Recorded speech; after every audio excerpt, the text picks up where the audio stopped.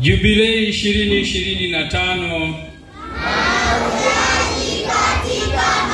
Maujaji katika matumaini. Jubilei 2025.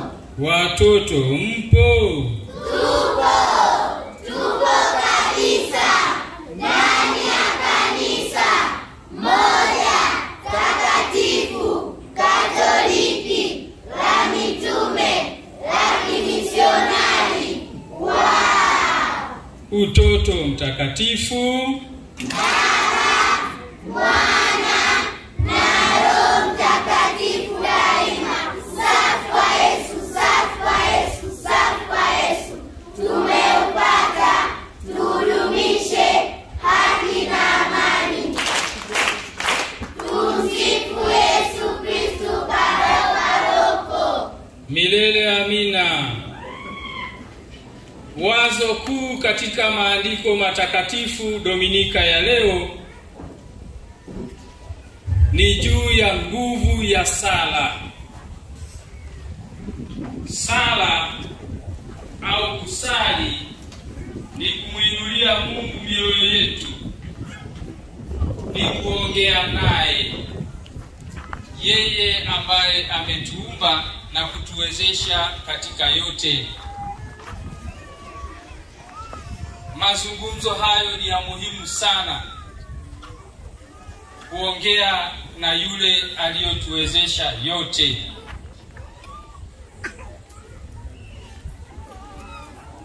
Somo la kwanza, tumesikia Waamaleki wanatoka na wanaanza kupigana na Waisraeli. La kujiuliza hapa, kwa nini wanapigana? Hakijaandikwa hapa, lakini sababu ya kupigana ilikuwa hii. Waamaleki ni wafugaji. Maisha yao ni ya kuhamahama kutafuta malisho na maji kwa ajili ya mifugo yao. Lakini wakati huo Waisraeli walikuwa wametoka utumwani Misri, wamevuka bahari ya Shamu, wapo katika maeneo ya jangwa la Sinai, ndipo Waamaleki wanapoishi na kutangatanga na mifugo yao. Waisraeli wanapokatiza maeneo hayo, Waamaleki walikuwa hawapendi wageni waje wafaidi maji na majani ya mifugo yao.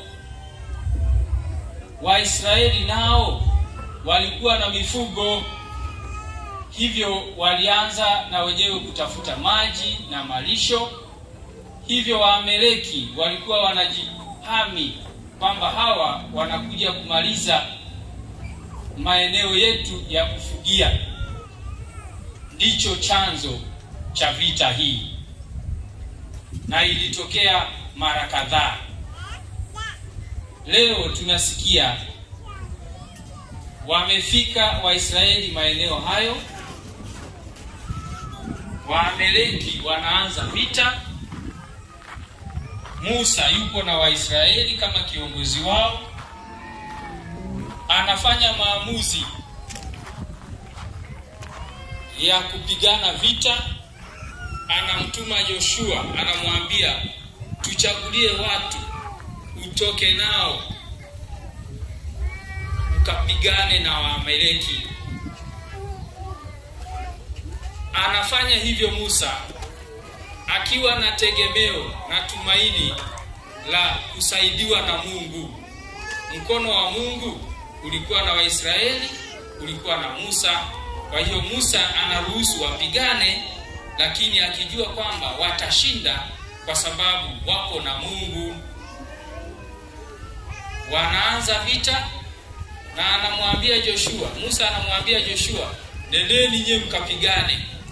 Mimi naenda kilimani, naenda kuomba, naenda kusali. Na alipokuwa anasali, alikuwa na Haruni na Huri. Hawa walimpa kampani kwenda kule mlimani. Vita ilipokuwa inaendelea,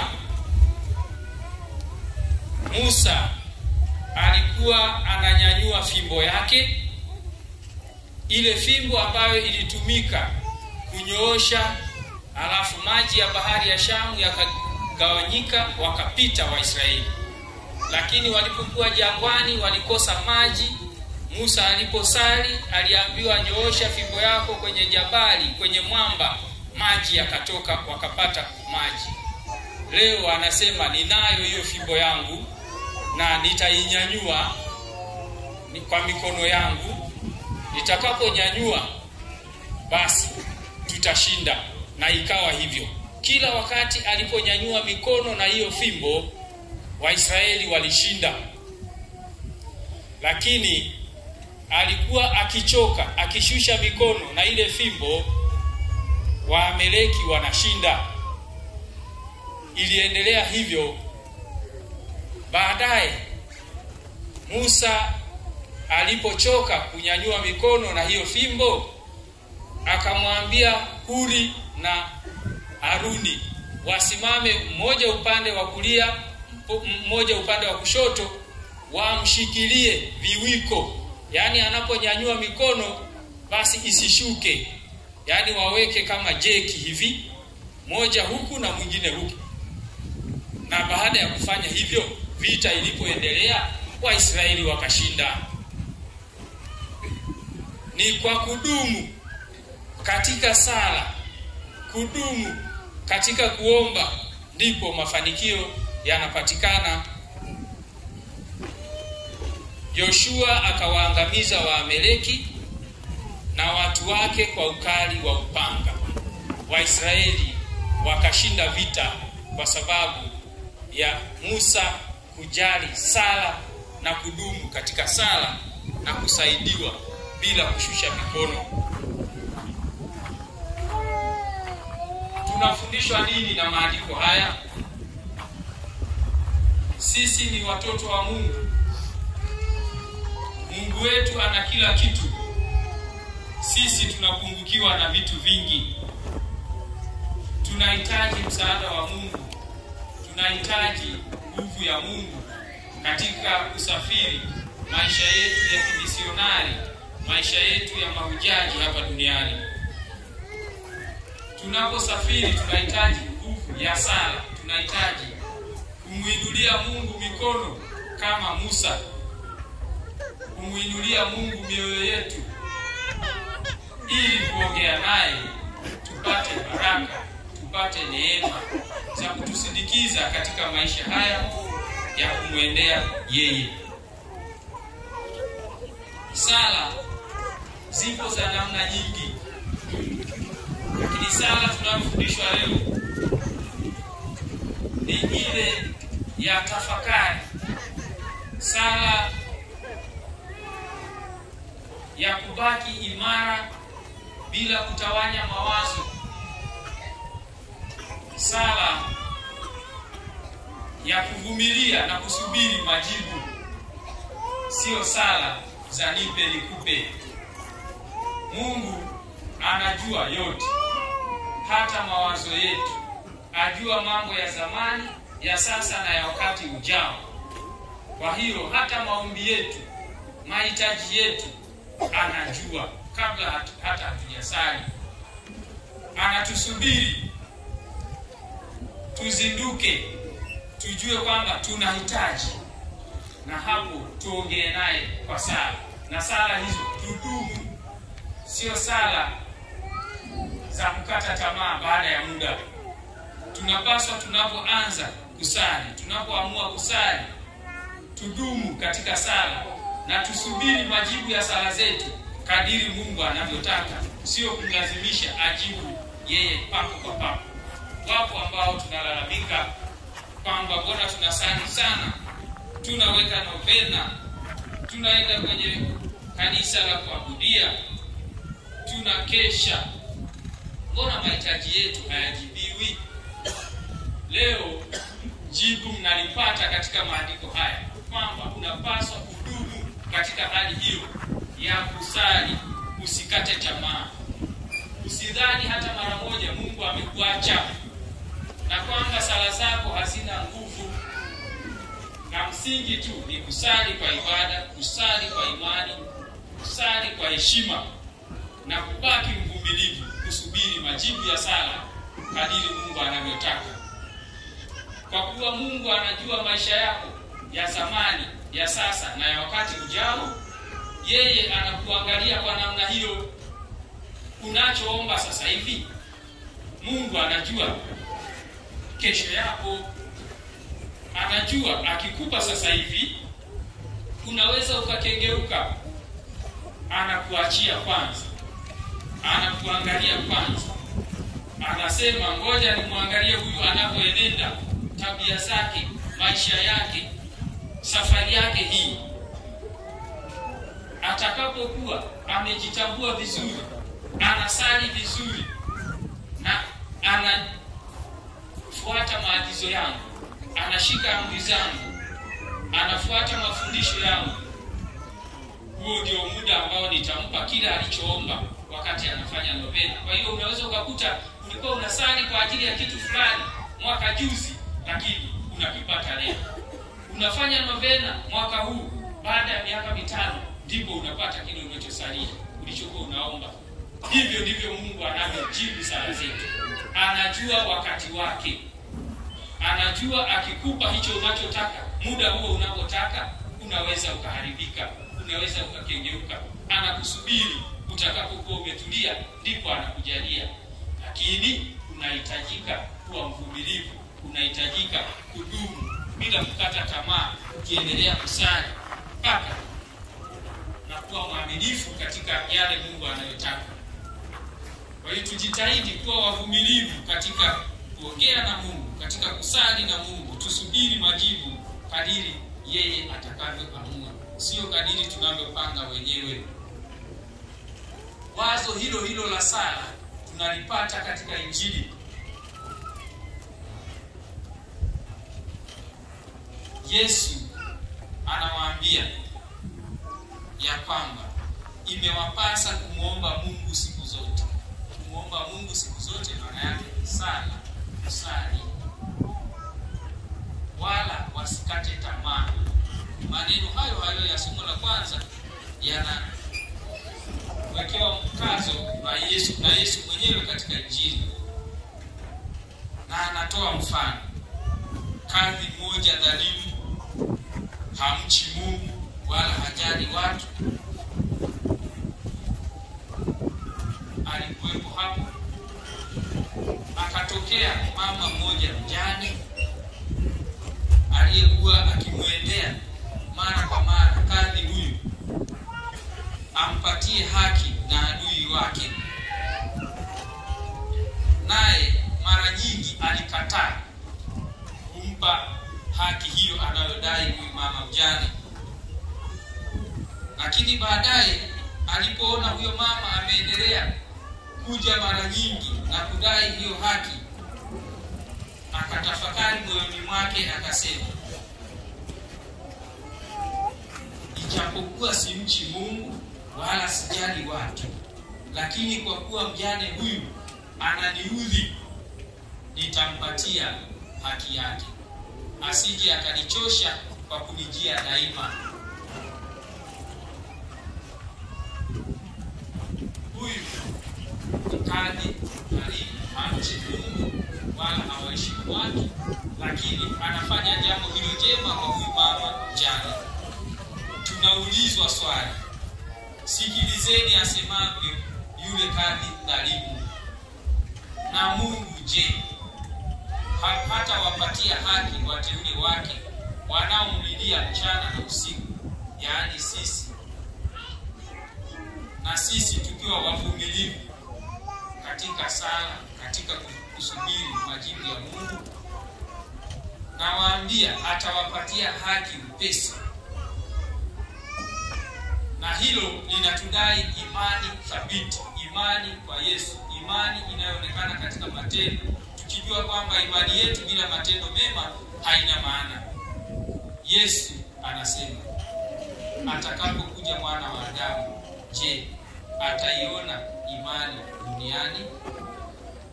Tutadumu katika Ukristo wetu, katika Ukatoliki wetu, katika sala zetu? Tutaendelea kufanya misionari wetu, kutangaza habari njema kama wenzetu walivyofanya, wakaturithisha imani hiyo, sio kwa maneno tu, wakaandika na maandiko matakatifu, wakivuviwa na Roho Mtakatifu wakatuachia Injili 4. Je, sisi tunavitumia hivyo? Tunatumia nyenzo hizo kujitajirisha kwa Mungu? Tunajitajirisha kwa maandiko, kwa sala, kwa kusoma neno la Mungu, kulitafakari, kuliweka moyoni na kuliishi? Imani yetu inaonekana katika matendo, tena mema tu? Kama tuna uzembe katika hilo, ndiyo maana Mungu ametuachia uhai, ametujalia uhai, hadi leo tuje tutafakari makudai ya kwake na maelekezo yake, ili turudi kwenye mstari, tufuate uhai, tusonge mbele katika safari yetu hii ya kiroho. Tukijitahidi kujua kwamba Mungu wetu hatuachi, yupo nasi, na kwa namna ya pekee nafsi ya pili ya Mungu, Bwana wetu Yesu Kristo, alikuja kwa sababu ya kutukomboa sisi sote, akatufundisha yote ya mbinguni na akatuachia maagizo ya kufuata njia aliyoitamkia yeye, na akasema tumfuate. Hakuna atakayefika kwa Baba ila kwa njia ya mimi. Yesu anatuambia hivyo. Ametuachia mafundisho mengi, yeye akiwa mfano, na akatukomboa kwa mateso, kifo na ufufuo wake. Tunamwangalia msalabani. Tunapopata changamoto zozote, tunapoendelea na maisha haya, tunapoendelea na safari hii ya mahujaji katika matumaini, matumaini tunayopata kwanza kwa Yesu mwenyewe. Tunapomwangalia msalabani katika mahangaiko yetu na changamoto za maisha, magonjwa, mimba, Kristo wetu, Sakamwa, Wakatoliki, tumwangalie Yesu msalabani. Yeye alipata makubwa zaidi. Ya kwetu ni madogo. Tukimwangalia tutapata nguvu, tutapata kweli katika matatizo tuliyonayo, tutapata nguvu za kusonga mbele katika safari yetu hii ya kiroho kuelekea Mungu. La msingi ni kubaki imara katika imani kwake na mafundisho yake. Na hivyo ndicho tunachokumbushwa katika somo la pili, ambalo linamalizia kwa kutuasa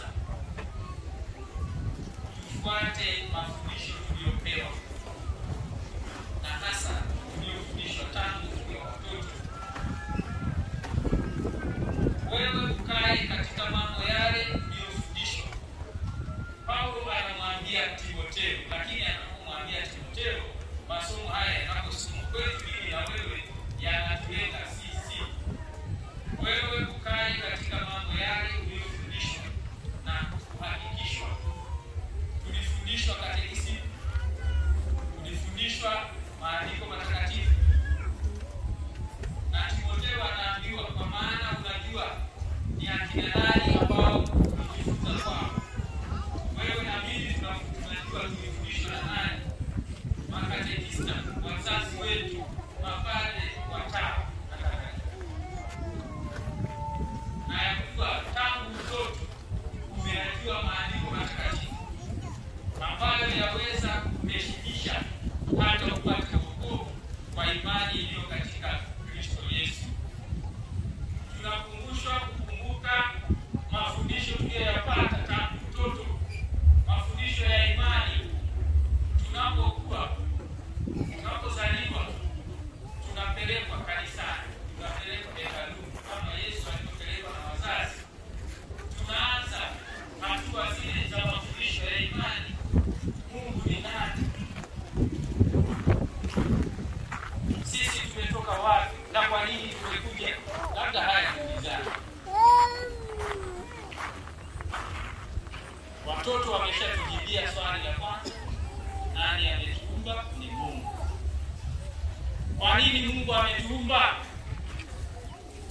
Naomba tujibu wote maombi yake kwa matumaini, tunajifahamu kwa nini tumeumbwa.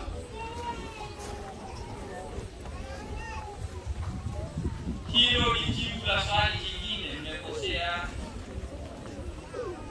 Jibu la hilo swali, hilo jibu nalolitoa swali lake ni kwamba kwa nini Mungu ametuumba na kutuweka hapa duniani, ndio jibu lake. Lakini kwa nini Mungu ametuumba, jibu lake ni kwamba Mungu ametuumba kwa sababu anatupenda, nasi tupende Mungu kuliko vyote. Alikufundisha hilo? Tumesahau kwa sababu ya kushughulika na kwetu na kuacha ya Mungu. Kwa nini Mungu ametuumba na kutuleta hapa duniani? Ndio hiyo sasa jibu lake. Ametuumba na kutuleta hapa duniani ili tumjue, tumpende, tumtumikie na mwisho turudi kwake mbinguni.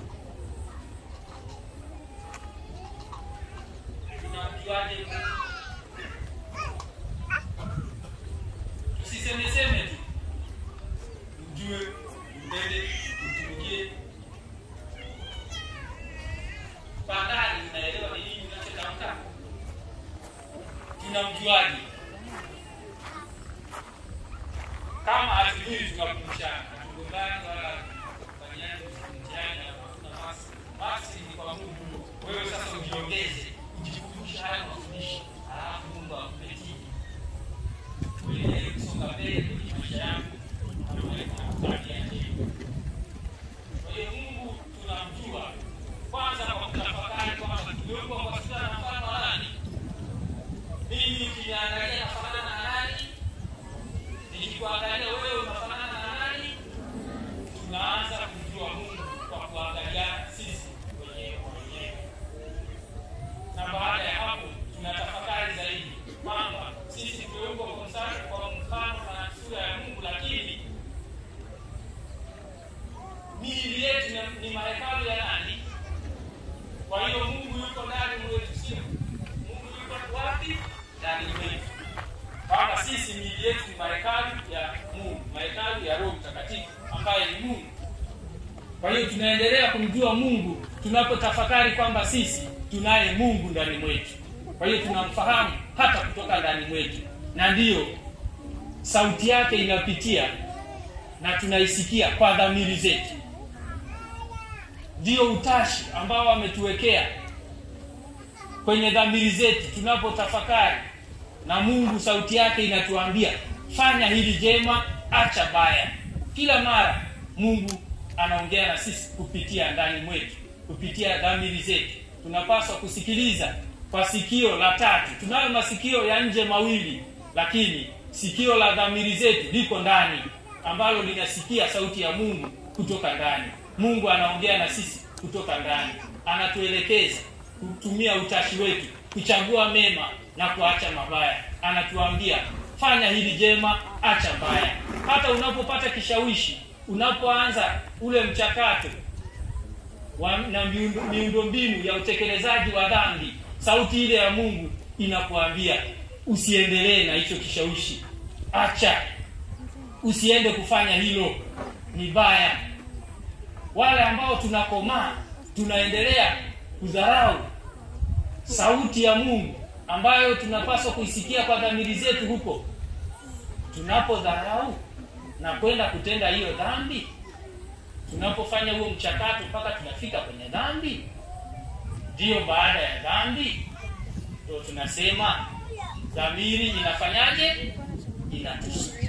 Kwa sababu baada ya dhambi majuto yanafuata.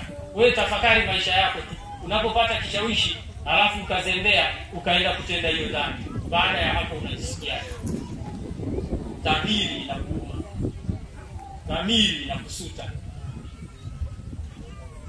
Ulionywa na Mungu, haukusikia, umeenda kutenda dhambi, unateseka. Unakuwa hauna amani ya ndani, unakuwa hauna utulivu wa ndani, kwa sababu umetekeleza ya shetani, ukaacha ile sauti ya Mungu. Kwa hiyo sala zetu na kumjua Mungu, tunapaswa kutafakari hivyo.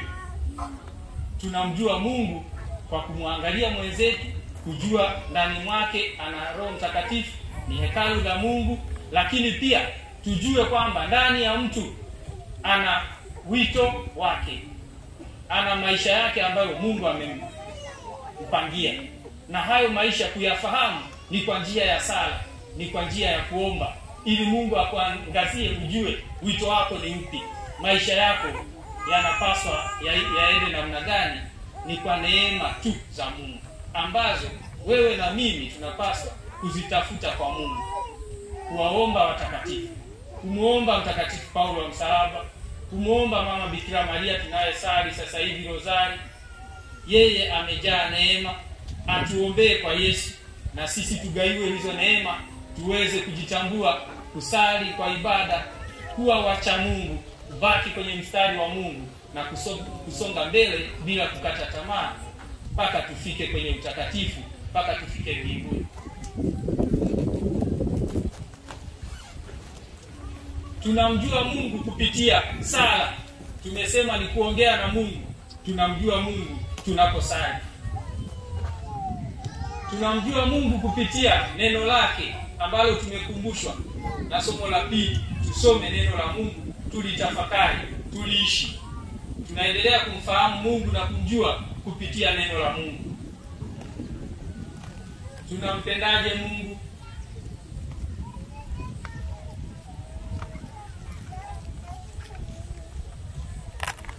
Mlio inama mnatafakari haya au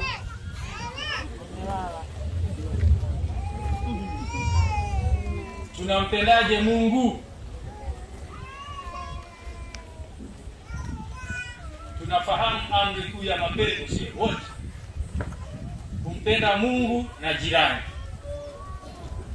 Tunapoonyesha upendo kwa wenzetu, na maana ya upendo ni nini? Upendo maana yake ni kuthamini, kujali na kusindikiza hicho unacho kithamini na kukijali kwenda kwenye ukamilifu wake, kwenda kwenye utimilifu wake. Kama mtu anakuambia anakupenda, maana yake akujali, akuheshimu, ajue kwamba wewe ni mtu unayefanana na Mungu, ndani mwako Mungu yupo, lakini pia una wito wako, akujali vyote, akuheshimu na akusindikize kufikia ukamilifu wako, maana yake kufikia utakatifu, kufika mbinguni. Huyo ndiye anayempenda. Kumpenda mtu ni kumjali, kumheshimu, kumsindikiza afikie ukamilifu wake, utakatifu, afike mbinguni. Huyo anayekujali namna hiyo, kama yupo, mshike mkono, tembea naye katika safari hii ya mahujaji katika matumaini, tusindikizane, tupelekane mbinguni. Huyo ndiye anayekupenda kweli.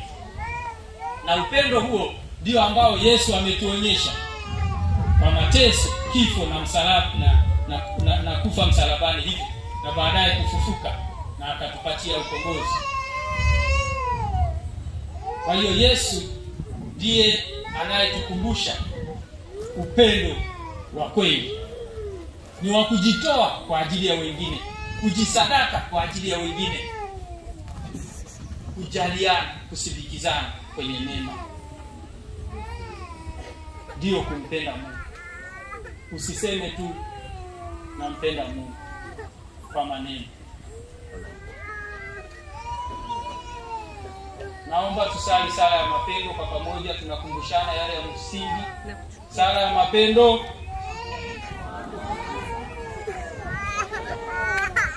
Subiri hapo hapo. Hicho ulichokisema hebu kitafakari. Umesemaje?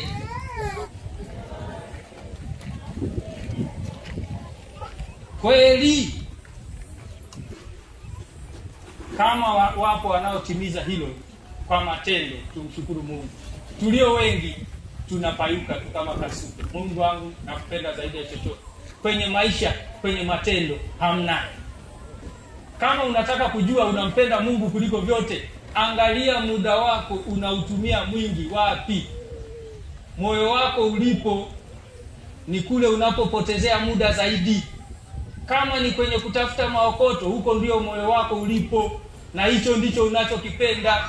Usidanganye kwamba Mungu wangu nakupenda zaidi ya chochote, wakati muda mwingi wa Mungu unautumia kwenye makorokoro mengine tu. Tulio wengi hapo tumefeli. Kama unampenda Mungu kuliko vyote, angalia muda mwingi unautumia wapi. Huko, hicho ndicho unachokipenda. Kama kweli unamtanguliza Mungu katika maisha yako, unafanya hayo Mungu anayoelekeza, unajitahidi, unaishi na wenzako kwa amani, kwa upendo, kwa ushirikiano, na unajitahidi kutokutenda madhambi, basi hapo unaweza ukasema unampenda Mungu. Lakini tulio wengi ni wadhaifu kwenye hilo, tumekamatika, tukajirekebisha. Ndio maana ya jubilei, ndio maana ya hija ya leo. Tukabadilike, tumpende Mungu kuliko vyote kweli. Muda ni wa kwake, na saa ametuwekea hapo kifuani upande wa kulia, kapo kasaa kana dunda hapo. Ni nini hiyo? Moyo ndio saa yetu ambayo tunapaswa kuithamini kuliko haya masaa fake haya tunayoangalia kwenye mikono. Na hapa kuna wengine tayari wameshaanza kusema, sasa huyu atamaliza saa ngapi? Yaani kama vile muda ni wa kwetu na muda ni wa kwako, unataka nifanye haraka haraka urudi kwenye misele yako, kwenye mahangaiko. Naomba nikuambie, narefusha kidogo ili usirudi kwenye madhambi. Kwa sababu kama leo isinge kuwepo, tunawashukuru waliopanga siku ya leo tufanye maandamano hayo, tuje tusali hapa. Muda huu wote unavyoendelea tangu hiyo asubuhi mpaka sasa hivi, hakuna ambaye ametenda dhambi. Ndicho Mungu anachotaka. Ni kazoezi, kariheso, kakubaki kwenye mema. Kwa hiyo hatupaswi kufanya haraka haraka na kukimbia.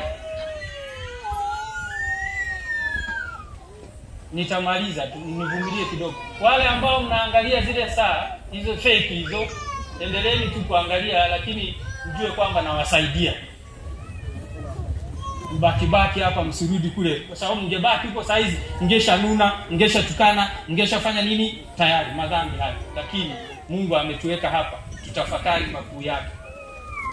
Kwa hiyo Mungu tumpende kuliko vyote, tukiangalia saa ya kimulimuli aliyotuwekea, moyo unaodunda, ndio dakika na sekunde zinapita hivi. Hiyo ndio tuijali zaidi. Na tunapokufa ndio tunakimbilia. Wapo wengine madaktari huko, kila mara mtu akifa mnaenda kusikiliza hapo kama kamesimama. Hiyo ndio saa original, sio hii. Hatuangaliaji hii aliyovaa. Unaweza kukuta mgonjwa amelala hapo, amekufa, hiyo saa ya mkononi inaendelea tu, ambayo ni fake. Saa original imesimama. Kwa hiyo tuangalie hiyo saa original, maisha yetu. Tumshukuru Mungu tunapoamka salama, tunajikuta tuna hema, tupo hai. Tuendelee kumtukuza Mungu kwa kuishi maisha mema. Tuache upendo wa kibinadamu. Tumeshindwa hilo la kwanza, lakini kuna kipengele cha pili hapa. Mungu wangu nakupenda zaidi ya chochote. Tumeshindwa, tukajirekebisha. Tuendelee hapo mbele.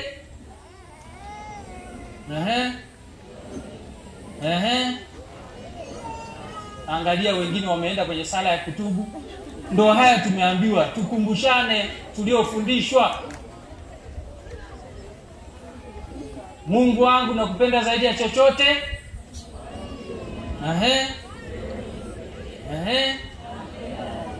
Nampenda na jirani yangu kama. Hebu rudia hapo, nampenda kama. Yapo kwenye maisha au tunasema sema tu? Yaani kadiri unavyojihangaikia wewe, kuhangaikia mwili wako, kuhangaikia roho yako, unawahangaikia na wengine, hasa wale wahitaji. Ukiwa unatimiza hilo, ndipo utasema nampenda na jirani yangu kama nafsi yangu. Kweli kwenye parokia yetu hakuna ubinafsi. Hakuna wanaosema, wale hasa wanaoteseka na hasa wale ambao tumekosana nao, akipata matatizo, hakuna anayesema atakoma. Hamna. Hakuna anayesema hayanihusu. Na kwa wale vijana wa siku hizi hakuna wanaosema atajiju. Lakini kwenye sala, nampenda na jirani yangu kama nafsi yangu. Na hapo mambo makubwa ambayo Yesu ametuwekea hapo. Sio kuwapenda tu wale ambao ni ndugu zetu na wale tunaowaona na nini. Tuwapende hata maadui. Hapo sasa. Nani anampenda adui hapa? Anyoshe mkono. Unaona hali ilivyo ngumu. Tuwapende hata wanaotuudhi na kuwaombea.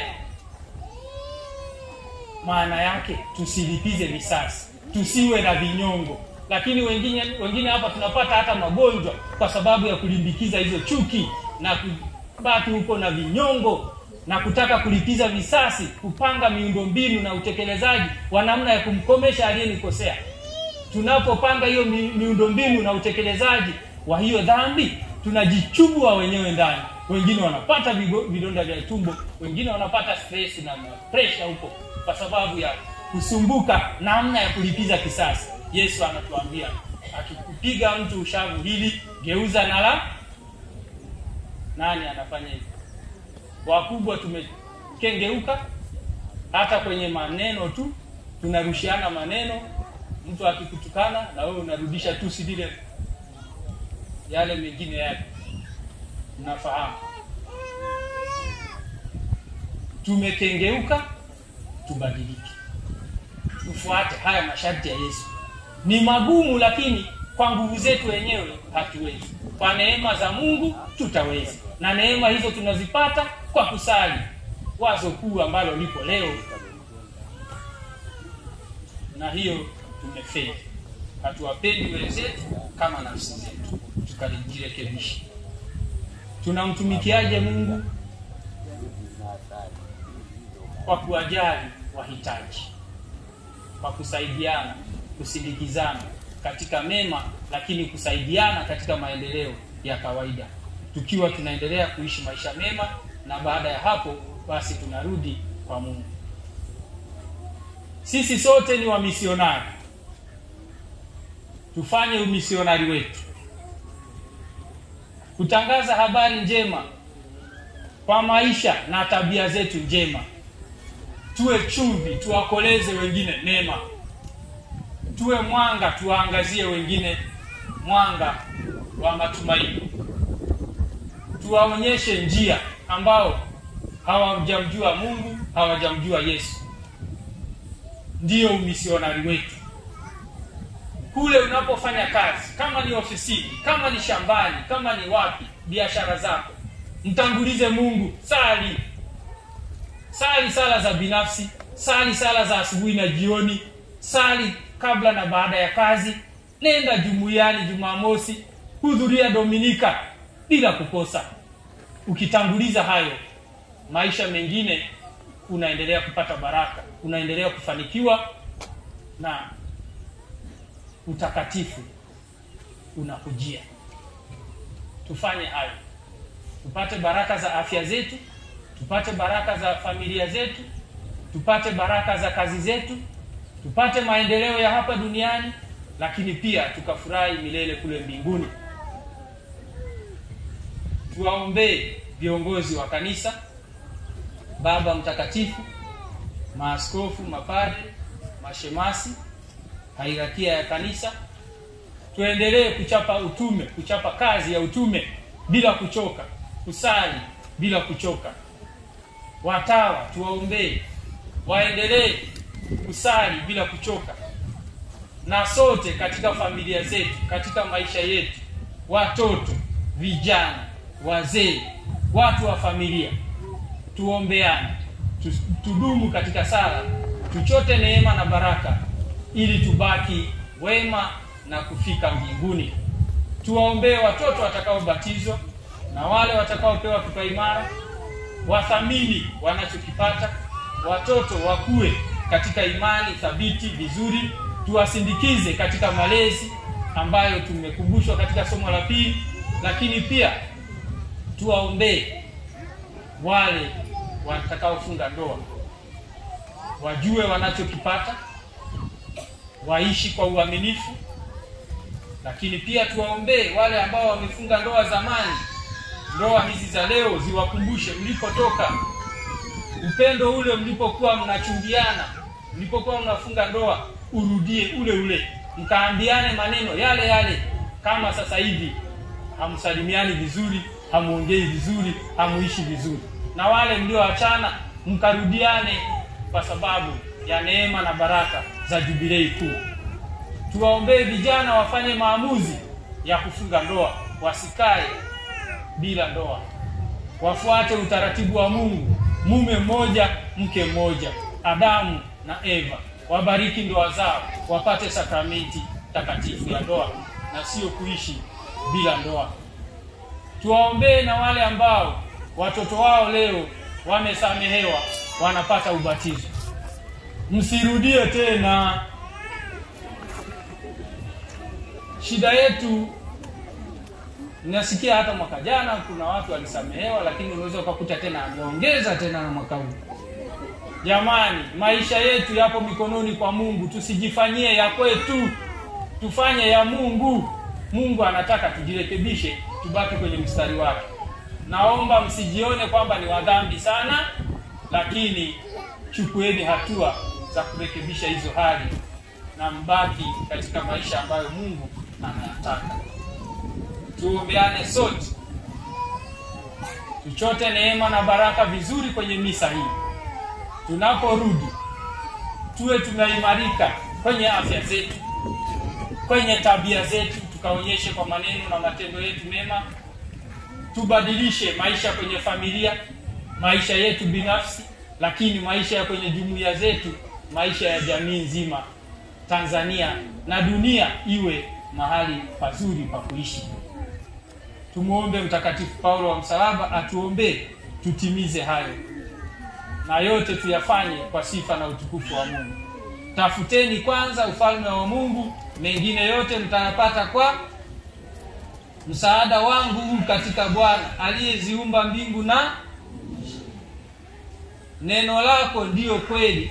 Bwana, ututakase sisi na ile kweli. Mahujaji katika matumaini, Jubilei 2025.